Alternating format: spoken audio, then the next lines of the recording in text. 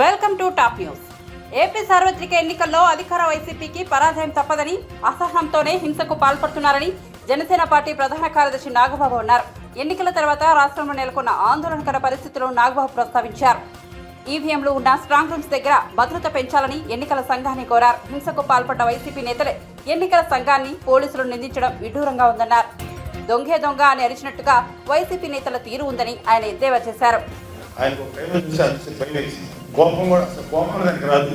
అలాంటి వ్యక్తికి కూడా కొంచెం కోపం వచ్చింది అంటే ఎంత కష్టపడ్డాడో మీరందరూ అర్థం చేసుకోండి. మర్రెడ్డి గారు ఇక్కడ ద్వారపూడిలో ఉంటారు, ఎప్పటికీ మీకు అందుబాటులో ఉంటారు, మేము అందరూ అందుబాటులో ఉంటాం. వేరే శంకరరావు చెప్తాను. సో ఆయన కూడా మీ అలాగే తుమ్మలపల్లి రమేష్ ఆయన మాటల మనిషి, జాతర మనిషి, జగ్గంపేటకి చాలా ఇన్ఛార్జ్గా ఉన్నారు. జ్యోతుల నెహ్రూ గారికి జనసేన తరఫున మనస్ఫూర్తిగా పనిచేసింది. ఆయనకు కూడా మీ అభినందన తెలియజేయండి.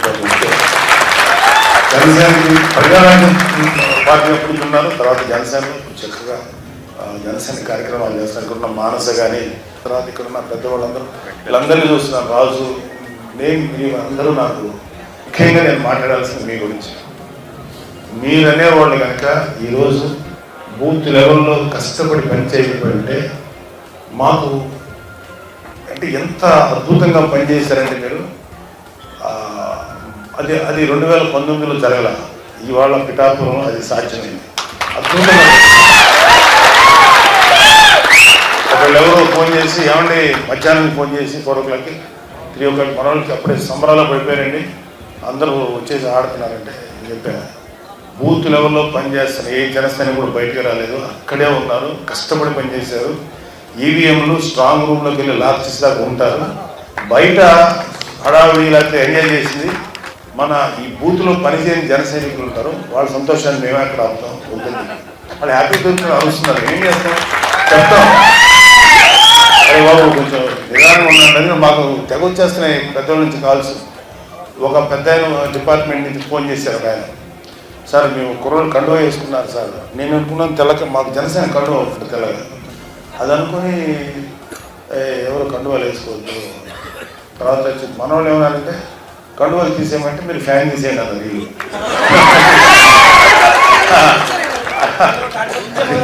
అదే తెలుసు. అయితే కండువాలు తీసేయమంటే తర్వాత చెప్పాను. ఆయన ఏ కండువా వేసుకున్నారండి? ఎర్ర కష్టపడేవాడు వేసుకునేదండి. అది ఒక కార్మికుడు, ఒక కర్షకుడు చెమట తుడుచుకుంటే అది కార్మికుడు కర్షకుడు యొక్క దీనికి మీరు ఇసుకోవద్దు. ముఠా మేస్త్రి అది అందరం వాడేదండి. అదే అతన్ని కవికి అది వేసుకున్న వాళ్ళు మీరు టచ్ చేయకండి బాబు. వాళ్ళు అన్నాను, వాళ్ళు కండు వేసుకుంటే టచ్ చేయకండి. అది కాకుండా వాళ్ళు ఏదైనా స్లోగన్స్ ఇచ్చారు, ఇంకోటి అంటే మీరు వాళ్ళు చెప్పచ్చు, లేదా మీరు ఏం చేసుకోవచ్చు. కండు వేసుకున్న నాకు మాత్రం అరెస్ట్ చేయండి, వాళ్ళ మీద ఎటువంటి చర్య తీసుకోకండి సార్, మీకు అది నెగిటివ్ అవుతుంది, అది తప్పు కాదు, అదే జనరల్ కామన్ మ్యాన్ సింబల్ అని చెప్పడం జరిగింది. తర్వాత మీరందరూ ఎంత ఎండలో పనిచేశారంటే, నేను సాయంత్రం ఒక 3-4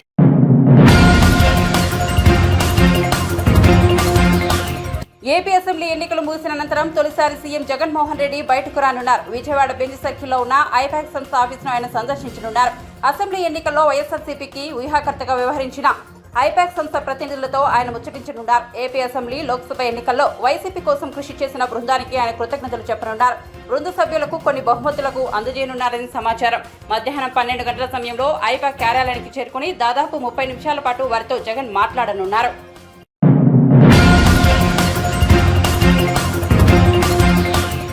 జూన్ 4వ తేదీన ఎన్నికల ఫలితాలు వెల్లడి కానున్నాయి. అన్ని ప్రధాన పార్టీలు కూడా గెలుపుపై పూర్తి ధీమాతో ఉన్నాయి. తాజాగా ఏపీ మంత్రి వేరుగు నాగార్జున మీడియాతో మాట్లాడుతూ జూన్ 4న వైసీపీ సరికొత్త చరిత్రను సృష్టించబోతోందని చెప్పారు. నిజమైన ప్రజానాయకుడు జగన్ కు ఏపీ ప్రజలు మరోసారి పట్టం కట్టబోతున్నారని అన్నారు. రాష్ట్రంలో రామరాజ్యం రాబోతోందని తెలిపారు. పేదలకు, పెత్తందారులకు మధ్య జరిగిన ఎన్నికల యుద్ధంలో వైసీపీ మరోసారి అధికారంలోకి రాబోతోందని చెప్పారు. పేదలంతా వైసీపీకే ఓట్లు వేశారని అన్నారు. కమిషన్ కళ్ళు లేని కబోజులాగా చెవిటివాడి ముందు శంఖం వదినట్టు మేము చెప్తూనే ఉన్నాము, రిప్రజెంటేషన్ ఇస్తా ఉన్నాం, కానీ ఎక్కడా యాక్షన్ లేదు. ఆంధ్రప్రదేశ్లో పోలీస్ వ్యవస్థ అస్తావ్యస్తంగా ఉంది. ఎందుకంటే వ్యవస్థ మొత్తం పురంధరేశ్వరి చంద్రబాబు చేతుల్లో ఉంది. కేంద్ర ప్రభుత్వం అపాయింట్ చేసినటువంటి అబ్జర్వర్ అతను ఒక రిటైర్డ్ ఆఫీసర్ అట. ఆయన ఏది చంద్రబాబు పురంధేశ్వరి చెప్తే అది చేయటం, ఎవరిని ట్రాన్స్ఫర్ చేయమంటే వాళ్ళని చేయటం. ఈ రాష్ట్రంలో ఇంత హింస ఏ ఎన్నికల్లోనూ జరగల. చివరికి మా నాయకుల్ని హౌస్ అరెస్ట్ చేస్తే వాళ్ళేమో మా అవతల వాళ్ళేమో క్యాంపెయిన్ చేసుకోవటం, మా మీద దాడులు చేస్తే మా వాళ్ళనేమో ఇన్సిడెంట్ అయిపోయిన తర్వాత తీసుకెళ్ళి అరెస్ట్ చేస్తాం. మా వాళ్ళు ఏదైనా చిన్న ఇన్సిడెంట్ దగ్గరకు వచ్చేస్తే మాకు అన్యాయం జరిగిందని చెప్తే 107 పెట్టాం. ఇలాంటి అకృత్యాలు ఈ రాష్ట్రంలో చేస్తూ ఉంటే పోలీసు వ్యవస్థ నిమ్మకి నీరెత్తినట్టు తెలుగుదేశం పార్టీకి వస్తాదు పలుకుతూ ఉంది. అందుకనే ఈరోజు ఉదయం డీజీపీ గారిని కలిసాం. ఈరోజు ఇప్పుడు మళ్ళీ ఎన్నికల కమిషన్కి వచ్చి చెప్తా ఉన్నాం. ఎందుకంటే ఆల్టర్నేటివ్ లేదు మాకు. కానీ ఆంధ్రప్రదేశ్లో చంద్రబాబు పురంధేశ్వరి చేతిలో కీలుబొమ్మలాగా ఎన్నికల కమిషన్ పోలీసు వ్యవస్థ నడుస్తూ ఉంది. ప్రజలు గమనించాలా. ప్రజాస్వామ్యం అపహాస్య చేస్తూ ఉన్నారు, రాజ్యాంగ వ్యవస్థ దుర్వినియోగం చేస్తూ ఉన్నారు. తక్షణమే విజ్ఞత కలిగినటువంటి పౌరులు ఈ రాష్ట్రంలో ఏం జరుగుతుందో గమనించమని, అలాగే ఇప్పటికైనా కళ్ళు తెరిచి ఆంధ్రప్రదేశ్లో పోలీసు వ్యవస్థ సక్రమంగా ఎక్కడా దాడులు, అఘాయిత్యాలు, అమానుషాలు జరగకుండా చూడాలని, అలాగే ఎన్నికల కమిషన్ కూడా త్వరగా రియాక్ట్ అయ్యి, ఇప్పుడే చూసాం కేంద్ర ప్రభుత్వం ఎక్కడికో ఇక్కడ నుండి డీజీపీ గారిని ఎన్నో చీఫ్ సెక్రటరీ గారు పిలిచారట. ఏది ఏమైనా త్వరితగతిని అల్లర్లు జరగకుండా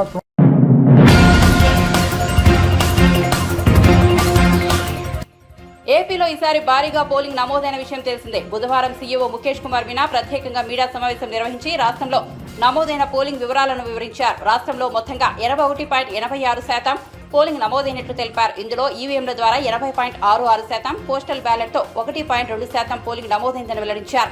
గత ఎన్నికలతో పోలిస్తే 2.09% పోలింగ్ పెరిగిందని మీనా తెలిపారు. ఈ నేపథ్యంలో టీడీపీ అధినేత చంద్రబాబు నాయుడు, వైసీపీ అధ్యక్షుడు సీఎం జగన్, జనసేన చీఫ్ పవన్ కళ్యాణ్, టీడీపీ ప్రధాన కార్యదర్శి నారా లోకేష్, ఏపీ కాంగ్రెస్ అధ్యక్షులు వైఎస్ షర్మిల, నందమూరి బాలకృష్ణ వంటి ప్రముఖులు పోటీ చేసిన వారి నియోజకవర్గాల్లో ఎంత శాతం పోలింగ్ నమోదైందనే వివరాలను ఇప్పుడు మనం తెలుసుకుందాం.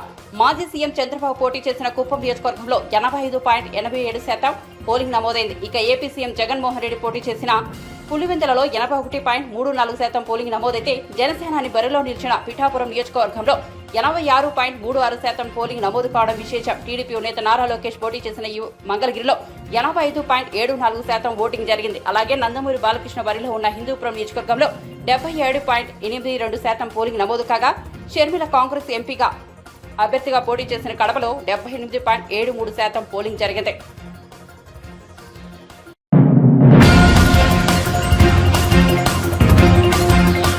ఎన్నికల్లో వైఎస్ఆర్సీపీ సృష్టించిన అరాచకాలపై కూటమి నేతలు గవర్నర్కు ఫిర్యాదు చేశారు. టీడీపీ నేతలు వర్లరామయ్య, కొల్లు రవీంద్ర, బీజేపీ నేత లంకా దినకర్ తదితరులు రాజ్భవన్లో గవర్నర్ అబ్దుల్ నజీర్తో భేటీ అయ్యారు. పల్నాడు, రాయలసీమలో పోలింగ్ రోజు, ఆ తర్వాత జరిగిన దాడుల గురించి వివరించారు. అనంతరం వర్లరామయ్య మీడియాతో మాట్లాడారు.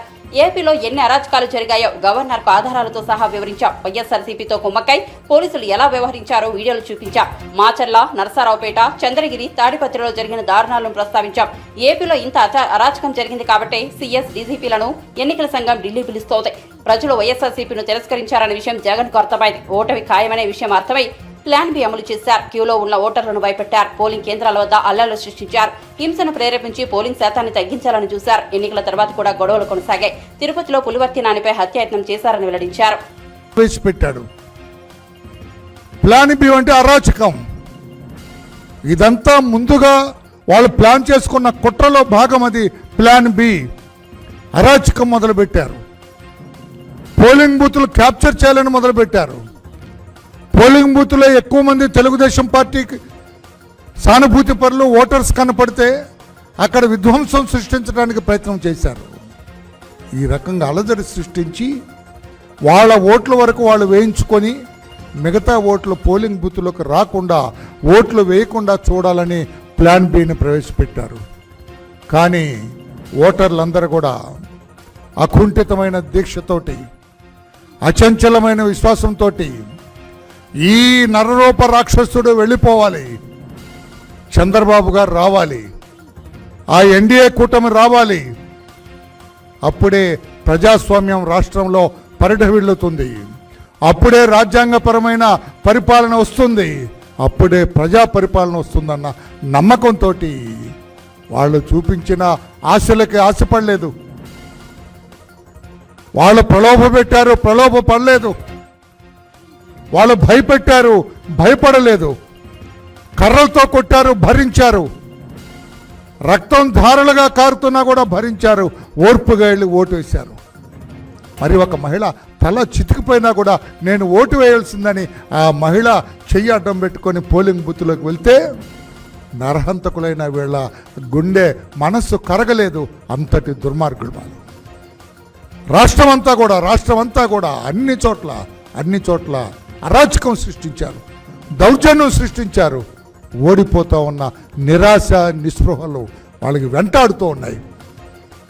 నిరాశ నిస్పృహలతోటి వైకాపా పార్టీ, జగన్మోహన్ రెడ్డి గారు అనే టీం కొట్టుమిట్టాడుతున్నారు. ఫ్రస్ట్రేషన్ అంటాం ఇంగ్లీష్లో. ఫ్రస్ట్రేషన్తో కొట్టుమిట్టాడుతూ ఇష్టం వచ్చినట్లుగా అలజలు సృష్టించి కనిపించిన తెలుగుదేశం పార్టీ కార్యకర్తలందరూ కూడా కొట్టాలని లేదా మాచర్యలో ఏంటండి అరాచకం ఏంటండి? అలా పోలీసు వ్యవస్థ అసలు ఉన్నదా? పోలీసు వ్యవస్థ వెంటనే ఆ పిన్నెల్లి బ్రదర్స్ ఇద్దరిని కాళ్ళు కొట్టి లోపల పడేద్దండి, మెడబెట్టి గంటి లాకప్లో తాళం వేసేద్దు లాకప్కి. వాళ్ళిద్దరిని ఎట్లా అలౌ చేస్తారండి? ఆ వీడియో మావాడు కారులో వెళ్తూ వీడియో తీశాడు. అక్కడ ఏదో యుద్ధానికి వెళ్తున్నట్టుగా రాడ్లు పట్టుకొని, కర్రలు పట్టుకొని, కత్తులు పట్టుకొని వాళ్ళు వెళ్తూ ఉంటే చూచం చూస్తారా పోలీసులు? తమాషా చూస్తారా పోలీసులు? మీరేమో సినిమా పోలీసా? మీరేమన్నా నిజమైన పోలీసా? చట్టాన్ని కాపాడవలసిన మీరు, ధర్మాన్ని కాపాడవలసిన మీరు, చట్టబద్ధంగా వ్యవహరించవలసిన మీరు కర్రలు కత్తులతోటి వాళ్ళు వెళ్తుంటే చోద్యం చూస్తారా? వాళ్ళు కార్డన్ చేయొద్దు, వాళ్ళు పికప్ చేయొద్దు, ప్రివెంట్ వర్క్ చేయొద్దు, ఏం చేయకుండా చోద్యం చూస్తున్న ఈ పోలీసు వ్యవస్థని ఏమనాలో మాకు అర్థం కలదు.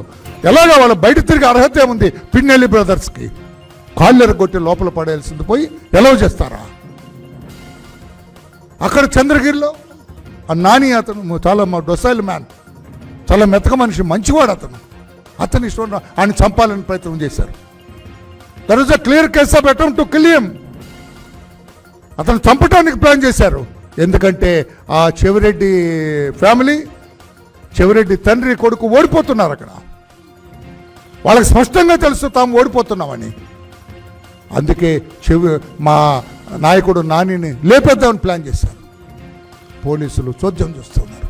అక్కడ ఉన్న డిఎస్పీ అతను సినిమా డిఎస్పీ, నాటు ఒరిజినల్ డిఎస్పీ లాగా కనపడలేదు నాకు. సినిమా పోలీసులా కనపడ్డాడు డిఎస్పీ. అంతా జరుగుతుంది అక్కడ తాడిపత్రిలో. వాట్ ఇస్ దిస్ తమాషా? ఈ చెవిరెడ్డి బ్రదర్స్ని అరెస్ట్ చేద్దండి. బ్రదర్స్ తండ్రి కొడుకుల్ని బయట తిరిగి అర్హత ఉన్న వాళ్ళకి కాళ్ళు ఎరగొట్టి మొత్తం బట్టలు తీసి లోపల పడేయాలి. ఇద్దరిని బయట తిరిగి అర్హత లేదని చెప్పాలి వాళ్ళిద్దరికి. అటువంటిది ఇష్టం వచ్చినట్లుగా జీ హుజూర్ అని పనిచేస్తారా? ఏం పోలీస్ అయ్యా మీరు? తాడిపత్రిలో ఎవరో అతను అనకూడదు, అతను పెద్దారెడ్డి. ఏం పెద్ద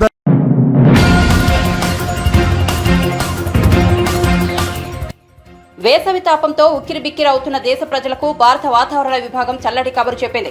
మే నాటికి నైరుతి రుతుపవనాలు కేరళను తాకనున్నాయని అంచనా వేసింది. ఈ ఏడాది నైరుతి రుతుపవనాలు 4 రోజులు ఇటు అటుగా మే 31న కేరళను తాకనున్నాయని, ఆ తర్వాత దేశవ్యాప్తంగా విస్తరించనున్నాయని ఐఎండీ లెక్కగట్టింది.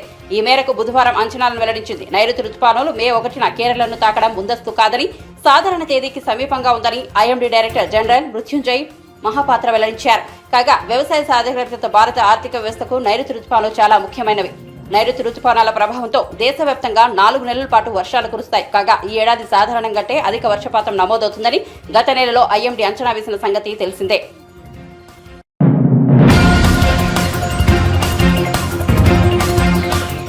ఎన్నికల సమయంలో క్వింటాల్కు 500 రూపాయలు బోనస్ ఇస్తామన్న ముఖ్యమంత్రి రేవంత్ రెడ్డి ఇప్పుడు మాత్రం సన్నవడ్లకు మాత్రమే ఇస్తానని చెప్పడం వంచడమేనని బీఆర్ఎస్ అధినేత కేసీఆర్ అన్నారు.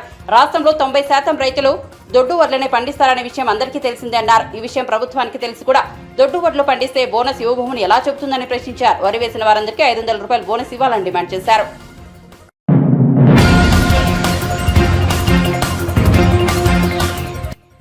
పశ్చిమ బెంగాల్లో బీజేపీ 24 నుంచి 30 స్థానాల వరకు గెలుచుకుంటుందని కేంద్ర హోంమంత్రి అమిత్ షా అన్నారు. బెంగాల్లో ఎన్నికల ప్రచారంలో ఆయన పాల్గొన్నారు. ఈ సందర్భంగా మాట్లాడుతూ 2029 వరకు మోదీయే ప్రధానిగా ఉంటారని స్పష్టం చేశారు. 2029 తర్వాత కూడా మోదీయే తమ నాయకుడిగా ఉంటారన్నారు. బెంగాల్లో జరుగుతున్న దౌర్జన్యాలపై హైకోర్టు జోక్యం చేసుకోవాలని కోరారు. పాకిస్తాన్ వద్ద అణుబాంబు ఉందని కాంగ్రెస్ నేతలు చెబుతున్నారని, వారి వ్యాఖ్యలపై రాహుల్ గాంధీ స్పందించాలని డిమాండ్ చేశారు.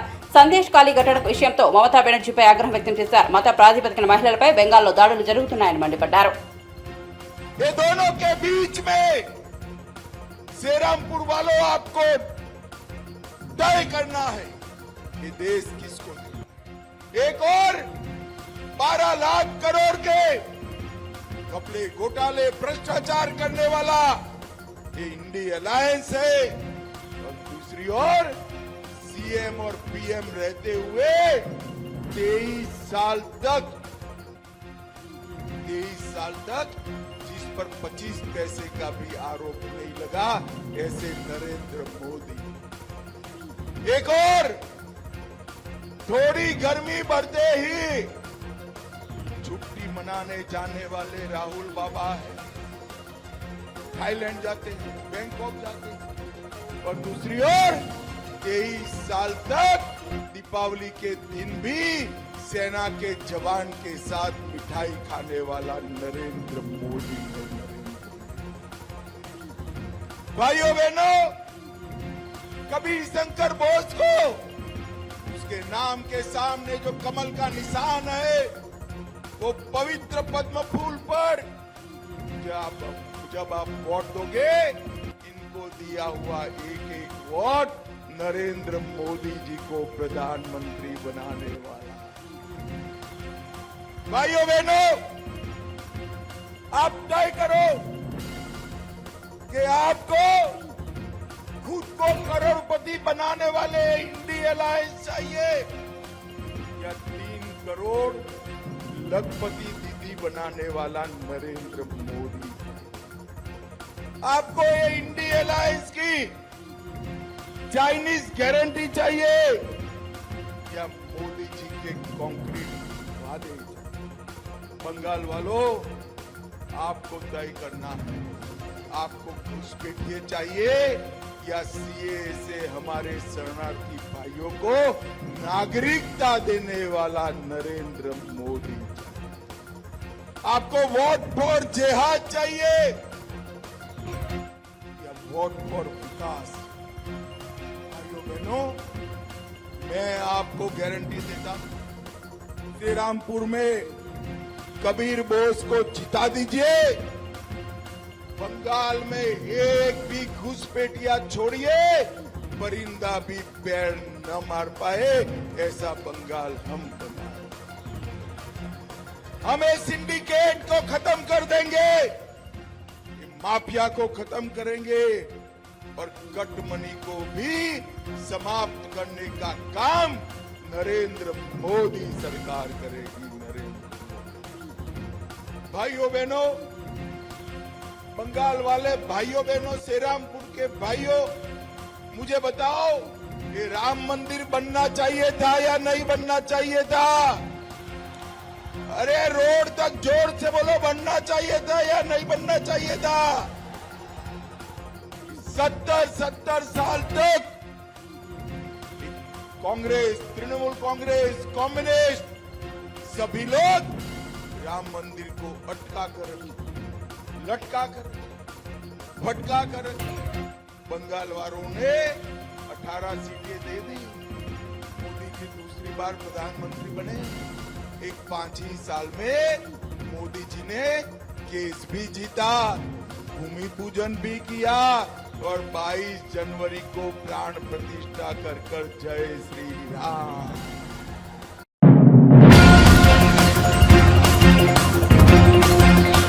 ముఖ్యమంత్రి రేవంత్ రెడ్డి తెలంగాణ ఆర్థిక పరిస్థితిపై బుధవారం సమీక్ష నిర్వహించారు. సచివాలయంలో జరిగిన ఈ సమీక్షా సమావేశానికి మంత్రులు ఉత్తమ్ కుమార్ రెడ్డి, పొంగులేటి శ్రీనివాసరెడ్డి, సంబంధిత అధికారులు హాజరయ్యారు. రాష్ట్ర ఆర్థిక పరిస్థితులతో పాటు ధాన్యం కొనుగోలు, వ్యవసాయంపై సమీక్ష నిర్వహించారు. నిన్నటి వరకు ముఖ్యమంత్రి రేవంత్ రెడ్డి ఎన్నికల బిజీలో ఉన్నారు. పలు అంశాలపై సమీక్ష నిర్వహించారు.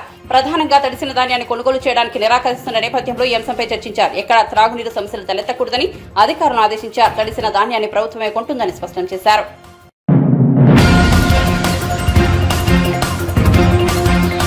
రష్యా అధ్యక్షుడు వ్లాదిమిర్ పుతిన్ 2 రోజుల పర్యటన నిమిత్తం గురువారం చైనా చేరుకున్నారు. ఉక్రెయిన్తో యుద్ధం వేళ మద్దతుగా నిలవాలంటూ రష్యాకు కోరిన నేపథ్యంలో ఆయన పర్యటనకు ప్రాధాన్యత ఏర్పడింది.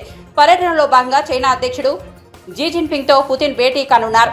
ఉక్రెయిన్లో తమ వద్ద ప్రయత్నాలకు యూరప్ దేశాల ఆంక్షలతో ఒంటరిగా మారిన తమ ఆర్థిక వ్యవస్థకు అన్ని విధాలుగా అండగా నిలవాలని పుతిన్ కోరనున్నారు.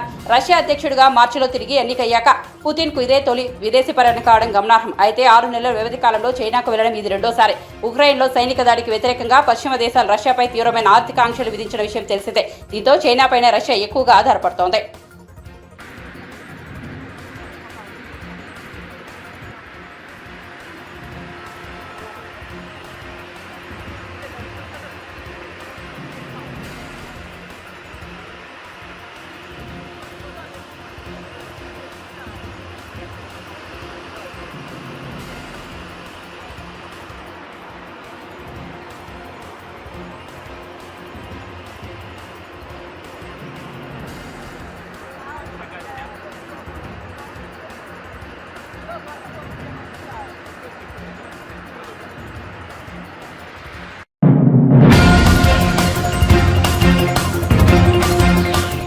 ఏపీలో 175 అసెంబ్లీ 25 పార్లమెంట్ స్థానాలకు ఎన్నికలు ముగియడంతో ఇక ఏ పార్టీ అధికారంలోకి వస్తుందని దానిపై స్టేట్ పాలిటిక్స్ లో జోరుగా చర్చ జరుగుతోంది. ఎన్నికల ముందు ఓ నేత ఆగ్రహించిన జనసేన పార్టీ అతన్ని పార్టీ కార్యకలాపాలకు దూరంగా ఉంచింది. వివరాలకు వెళ్తే మాదేపల్లి శ్రీనివాస్ ఏలూరు జిల్లా పోలవరం నియోజకవర్గం కొయ్యలగూడెం పట్టణ జనసేన అధ్యక్షుడిగా ఉన్నారు. ఆయన పార్టీ గీత దాటాడంటూ జనసేన అధిష్టానం ఆగ్రహం వ్యక్తం చేసింది. ఈ మేరకు ఆయనపై చర్యలు తీసుకుంది. ఈ నేపథ్యంలో ఆయనకు పార్టీ నుంచి సస్పెండ్ చేసినట్లు పార్టీ ముఖ్య నేత కొనిదెల నాగబాబు ఒక ప్రకటన కూడా విడుదల చేశారు. మాదేపల్లి శ్రీనివాస్ ఎన్నోసార్లు హెచ్చరించినా కూటమి పొత్తు ధర్మానికి విరుద్ధంగా వ్యవహరించారని జనసేన పార్టీ ఆరోపించింది. ఈ క్రమంలో ఎన్నికల పోలింగ్ ముగిసిన తర్వాత జనసేన పార్టీ అతనిపై సస్పెన్షన్ ఎత్తివేసినట్లు తెలిపింది. ఈ సస్పెన్షన్ కు కారణమైన ఆరోపణలపై ఆయన సంతృప్తికరమైన సమాధానం ఇచ్చిన నేపథ్యంలో సస్పెన్షన్ ను ఎత్తివేస్తున్నామని తెలిపారు. ఆయన పిఠాపురం నియోజకవర్గంలో జరిగే పార్టీ కార్యకలాపాల్లో ఎప్పటి మాదిరిగానే పాల్గొనవచ్చని జనసేన అధినేత పవన్ కళ్యాణ్ తెలిపారు.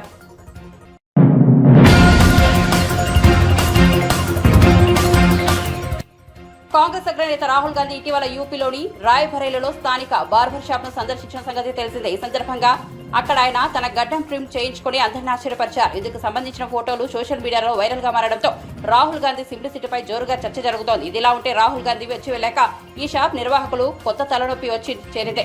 రాహుల్ రక్త షాప్ కస్టమర్లు క్యూ కట్టడమే కాకుండా రాహుల్ గాంధీ కూర్చున్న సీటుకు డిమాండ్ కూడా పెరిగింది. వచ్చిన కస్టమర్లంతా రాహుల్ గాంధీ కూర్చున్న చైర్లోనే తమకు కటింగ్ లేదా ట్రిమ్మింగ్ చేయాలంటూ పట్టుబడుతున్నారట. పక్క సీట్లో ఖాళీగా ఉందని చెప్పినా తాము రాహుల్ గాంధీ ఉపయోగించిన చైర్లోనే కూర్చుంటామని వెయిట్ చేస్తున్నారట. రాహుల్ గాంధీ అంతటి వ్యక్తి కూర్చున్న కుర్చీలో తాము కూడా కూర్చోవడానికి అనేక మంది ఇష్టపడుతున్నారట.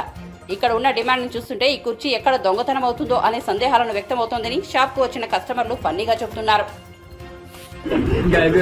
तो भैया कस्टमर लोग आ रहे हैं तो क्या कह रहे हैं थोड़ा बताना आप। मतलब मेरा कहने मतलब ऐसा है मतलब जो भी कस्टमर आ रहा है डिमांड यही कर रहे हैं कि यहाँ ने इसी चेयर पर बैठेंगे।